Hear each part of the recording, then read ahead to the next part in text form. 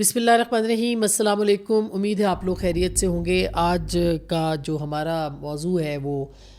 آئینی ترمیم ہے، اور آئینی ترمیم کے اندر بھی خاص کر کے 243 ہے، کیونکہ 243 پاکستان پیپلز پارٹی اور پی ایم ایل این دونوں اس کے اوپر متفق ہیں۔ سینٹ کے اندر ترمیمی مسودہ پیش ہو چکا ہے، کمیٹی کو یہ موو کر دیا گیا ہے، کمیٹیاں جہاں پہ پاکستان تحریک انصاف موجود نہیں ہے۔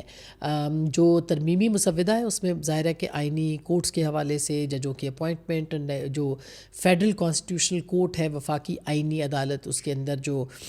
چیف جسٹس صاحب لگائے جائیں گے، اس کے حوالے سے کافی چیزیں جو ہیں وہ تجویز کی گئی ہیں، اور 68 ایئرس یعنی 68 سال جو ہے وہ مدت عمر جو ہے وہ عمر کی جو مدت ہے وہ رکھی گئی ہے، یا عمر کا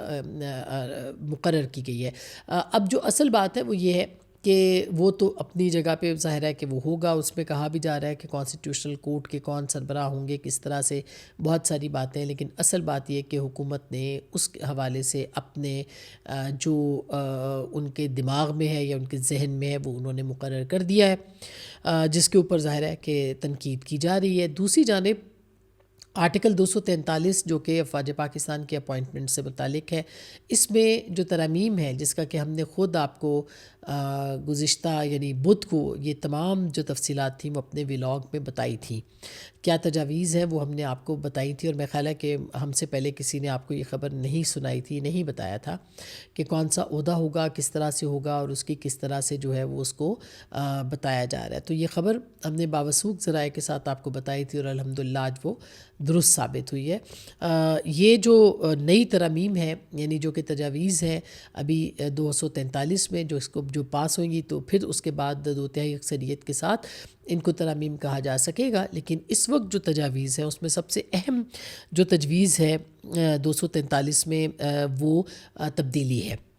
اور اس کا جو ترمیمی مسودہ ہے وہ بہت دلچسپ ہے، اور اس کو ہم آپ کو آپ کے سامنے رکھتے ہیں اور بتاتے ہیں کہ کیا جو فیلڈ مارشل صاحب ہیں، ظاہر ہے وہ تاحیات فیلڈ مارشل تو رہیں گی، اگر کوئی نیول چیف بنے گا یا نیول فلیٹ جسے کہتے ہیں وہ martial of naval flat and martial of air force, اگر کوئی بنایا جائے گا مستقبل میں تو وہ بھی تاحیات رہے گا، لیکن ظاہر ہے کہ یہ تو مستقبل کی باتیں ہیں۔ فی الحال اگر ہم اس ترمیم کو صرف اور صرف اس وقت کی صورتحال میں دیکھیں تو فیلڈ مارشل صاحب جو ہیں وہ اس کے اوپر فٹ آتے ہیں، اور یہ ترامیم جیسا کہ ہم کہہ بھی رہے تھے کہ ان کو مد نظر رکھتے ہوئے جو ہے وہ تجویز کی گئی ہیں۔ اس میں جو سب سے اہم بات ہے وہ یہ ہے کہ وزیر اعظم کی ایڈوائس پر صدر آرمی چیف اور چیف آف ڈیفنس کو مقرر کریں گے، آرمی چیف اور چیف آف ڈیفنس فورس کو جو ہے مقرر کریں گے، یعنی کہ آرمی چیف ابھی تک جو اس میں جو ہم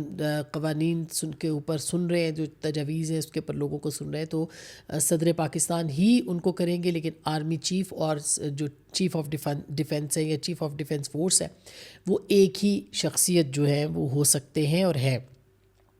آئین کے آرٹیکل 243 میں ترمیمی مسودے کے تحت جو chairman joint of staff committee کا جو عہدہ تھا وہ اب 27 نومبر 2025 سے ختم ہو جائے گا، اور یاد رہے کہ ساحر شمشاد صاحب جنرل صاحب جو ہیں وہ ریٹائر ہو جائیں گے، ان کی بھی مدت 29 تک کی تھی، لیکن اب یہ 27 یا 29 28 29 اس طرح کی مدت تھی، اب وہ 27 کو عہدہ ختم ہو جائے گا، اور جیسے ہی وہ عہدہ ختم ہو جائے گا تو ظاہر ہے کہ جو فیلڈ مارشل ہیں ان کو پھر سی ڈی ایس یعنی چیف آف ڈیفنس فورسز جو ہے CDF ان کو وہ مقرر کر دیا جائے گا۔ چیف آف آرمی اسٹاف جو کہ چیف آف ڈیفنس بھی ہوں گے، وہ وزیر اعظم کی مشاورت سے نیشنل اسٹریٹجک کمانڈ کے سربراہ مقرر کریں گے، یعنی اب جو چیف آف ڈیفنس فورسز ہیں اور فیلڈ مارشل ہیں ان کے نیچے آرمی کے اندر جو ہے وہ ایک نیا عہدہ بنایا گیا، اور وہ ہے نیشنل اسٹریٹجک کمانڈ۔ اس کو کہا جائے گا کہ NSC یعنی جو عہدہ ہے نیشنل ڈیفنس اسٹریٹجک کمانڈ کا، NSD کا عہدہ جو ہے NSC کا وہ جو ہے وہ کریٹ ہوگا، اور چیف جو آرمی چیف اور چیف آف ڈیفنس فورسز ہیں، ہم اگر آپ کو آسانی سے بتائیں تو عاصم منیر صاحب جو ہیں وہی جو کہ فیلڈ مارشل بھی ہیں، پھر 27 کے بعد وہ بن جائیں گے آپ کے defence chief of defence forces, اور ساتھ میں آرمی چیف بھی ہوں گے. تو فیلڈ مارشل ان کا اعزاز ہے، لیکن آرمی چیف اور سی ڈی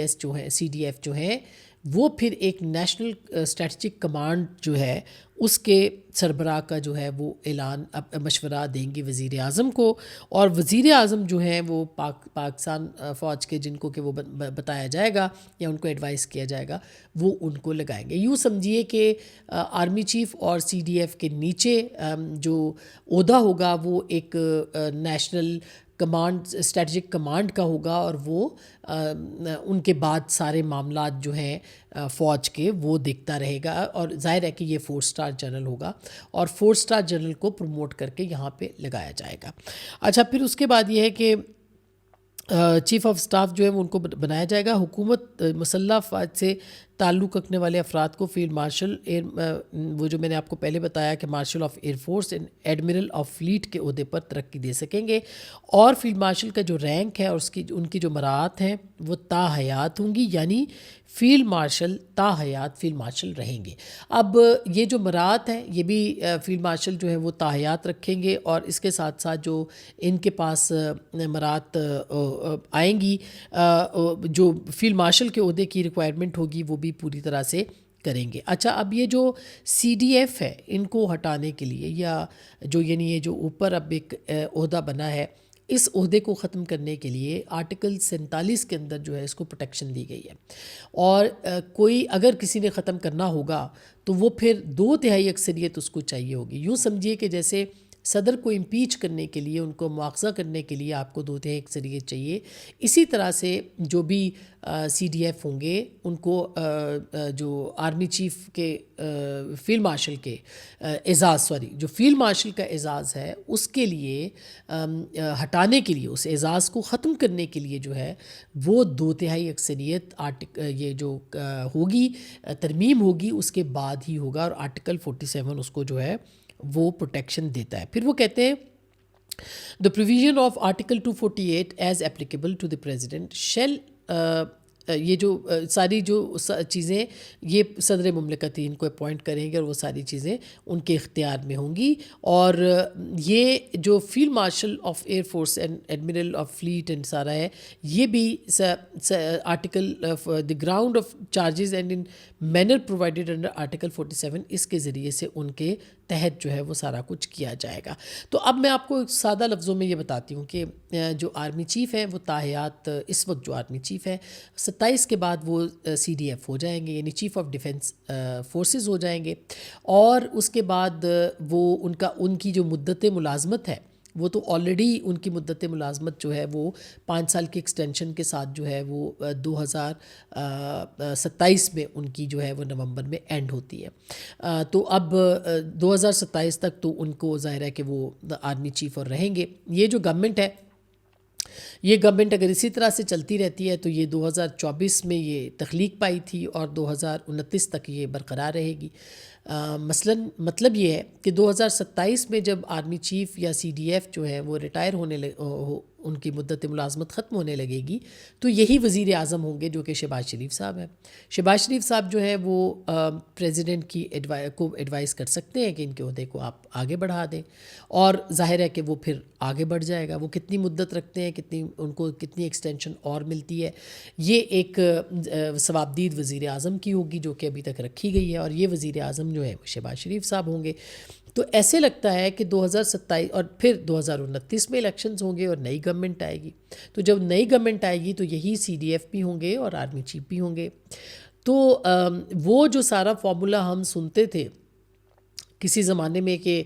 جن فیض کو لگائے، پہلے جن باجوہ ہوں گے، جن باجوہ کے بعد فیض آئیں گے، فیض جو ہیں ان کو پھر وہ اگلی الیکشن گورنمنٹ بنائیں گے، پھر وہ الیکشن کے بعد گورنمنٹ بنانے کے بعد ان کو پھر ایک اور ایکسٹینشن ملے گی، اور پھر اس ایکسٹینشن کے بعد جو اگلے جرنیل ہیں ان کا بھی تعین کیا گیا تھا کہ وہ یہ والے جرنیل ہوں گے، ان کو لگایا جائے گا. تو ایک 15 سال کا جو منصوبہ تھا وہ کہ پچھلی حکومت نے بنایا. تو ابھی لگتا ہے کہ اسی طرح کا کوئی ہمیں سیٹ اپ جو ہے وہ نظر آئے گا اور دیر تک نظر آئے گا. یہ تو خیر چیزیں جو ہیں وہ کس طرح سے آگے بڑھیں گی یہ تو وقت اور حالات بتاتے ہیں، لیکن فی الحال سر دست آرمی چیف کو پروموشن بھی ان کی ہو گئی ہے، اور اب وہ اس حکومت کے اختیار میں ہوگا کہ وہ ان کو کتنے کس حد تک جو ہے وہ آگے رکھتے بھی ہیں. اور اگر دیکھا جائے تو پولیٹیکل گورنمنٹ جو بھی کوئی ہوگی 2/3 اکثریت لانا، ترمیم کرنا بہت مشکل کام ہوتا ہے. اور پاکستان جیسی جو ڈیوائیڈڈ ایک طرح سے پالیٹکس ہے، ایک بہت ہی ایک پولرائزیشن ہے، اس کے اندر کلیئر میجورٹی تو کم لوگوں کو ملتی ہے. اور ہو سکتا ہے اگلے انتخابات میں کسی ایک جماعت کو کلیئر میجورٹی مل جائے، لیکن اگر ملے گی تو ہی وہ فیلڈ مارشل کا اعزاز واپس لے سکتے ہیں، ادروائز وہ ان کا اعزاز بھی واپس نہیں لے سکتے، اور یہ تاحیات ان کے پاس رہے گا. تو ایک تسلسل ہمیں لگتا ہے کہ جو کہا جاتا تھا کہ نظام میں تسلسل کی ضرورت ہے، ان ترامیم کے بعد یہ نظام کا تسلسل جو ہے وہ ہمیں دکھائی دیتا ہے، اور یہ آگے بڑھے گا اور اسی طرح سے بڑھے گا. ظاہر ہے اس میں بہت سارے اعتراضات ہو سکتے ہیں کہ پرسن اسپیسیفک نہیں ہونا چاہیے، اور ہے بھی. یہ بھی نہیں پتہ ہوتا کہ کل کو کیا ہو جائے گا، یہ بھی نہیں پتہ ہوتا کہ کون کتنا پاپولر رہے گا. ہم نے ماضی میں بہت ساری جو مثالیں ہیں وہ دیکھی ہیں، لیکن فی الحال جو ترامیم کی گئی ہیں وہ یہی سوچ کے جو ہے وہ سامنے رکھتے ہوئے کی گئی ہیں. اب جو نیشنل اسٹریٹجک NSC کا جو کمانڈ ہے وہ اب دیکھتے ہیں کہ فوج میں کس کو پروموٹ کیا جائے گا، اور وہ 4 اسٹار جنرل ہوگا ظاہر ہے، اور وہ کس طرح سے اس اسٹریٹجک کمانڈ کو آگے لے کے جائیں گے. وہ جو سنرجی کی بات کی جا رہی تھی، وہ سنرجی جو ہے وہ اسی طرح سے حکومت یا جو سیٹ اپ ہے موجودہ یہ کرے گا اور اس کو آگے لے کے جائے گا. یہ اب دیکھنا ہے کہ اس میں ظاہر ہے کہ پاکستان تحریک انصاف کو دیکھیں تو ان نمبرز کے اعتبار سے بھی اور ان کی اسٹرینگتھ کے اعتبار سے بھی کوئی خاص ہمیں مشکل نظر نہیں آتی، لیکن یہ کس حد تک حکومت کے لیے بھی پیپلز پارٹی اور PMLN کے ساتھ ایک دوسرے کے ساتھ مل کے اس آرٹیکل کو تو کم از کم وہ فوری طور پر منظور کر لیں گے. کانسٹیٹیوشنل کورٹس کے اندر بھی جو ہے وہ پاکستان پیپلز پارٹی کی کچھ تجاویز کو جو ہے تسلیم کیا گیا ہے. NFC کے معاملے کو اس میں فی الحال چھیڑا نہیں گیا ہے، اور لیکن NFC کا اجلاس ہونے جا رہا ہے، تو ہو سکتا ہے کہ NFC کے اس معاملے یعنی کہ NFC کے اجلاس میں باہمی اتفاق اور اتحاد کے ساتھ کچھ جو ہے وہ آگے یعنی جو شیئر ہے وفاق کا اس کے حوالے سے کوئی فیصلہ ہو، لیکن یہ صوبوں کی مشاورت کے ساتھ ہوگا. تو اب تک کی یہی اطلاعات ہے کہ اور جو ہم نے آپ کو بتائی ہیں، اور ہم نے آپ کو 3 دن پہلے یہ خبر بتا دی تھی. کوئی کریڈٹ دے یا نہ دے، سوشل میڈیا اور جو مین اخبارات ہیں انہوں نے ہماری خبر کو اپنے لیے ضرور استعمال کیا، لیکن ہمیں اپنے آپ کو ضرور کریڈٹ دینا ہے، اور ہم آپ کے ذریعے سے ہی کریڈٹ دے سکتے ہیں کہ ہم نے کم از کم بدھ کے روز یہ تمام تفصیلات آپ کے سامنے رکھی تھی کہ ہونے کیا جا رہا ہے. اب کیا ہونے جا رہا ہے وہ بھی آپ کے سامنے رکھا ہے، اور رکھتے رہیں گے انشاءاللہ. اپنا بہت خیال رکھیے گا. اللہ نگہبان.